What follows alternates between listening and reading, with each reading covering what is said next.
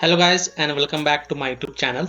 In this video tutorial I will show you how to fix controller or gamepad not working in Star Wars Zero Company game. So without wasting time, here follow the fixes mentioned in this video. First fix is to enable disable Steam input.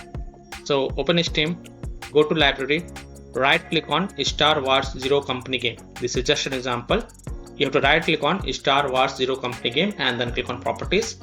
Go to the controller tab and from the drop down here first select enable Steam input and then restart the game because changing requires restart of the game, and then check if the controller or gamepad is working or not. If not, then again go to the Star Wars Zero Company game properties, go to controller tab and this time select disable Steam input and then again restart the game and then check if the controller or gamepad is working or not.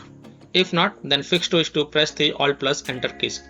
So try pressing the Alt plus Enter keys on your keyboard and see if that helps or not. Fix 3 is to disable third-party game controllers and unplug additional peripherals.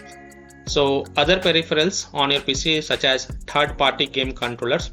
So if you have installed any third-party game controllers on your PC, then disable the third-party game controllers or uninstall them, and also unplug the additional peripherals such as USB devices, pen drive, phone, camera, or additional controllers, display, mouse, keyboard, which might conflict with the game. So remove such peripherals and then check if it fixes the problem or not.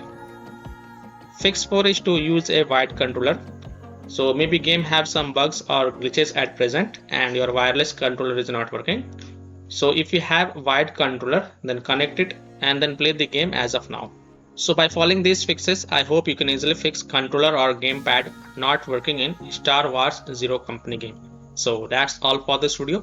If this video helped you, then please like and subscribe to my channel, share this video and hit the bell icon to get the latest updates.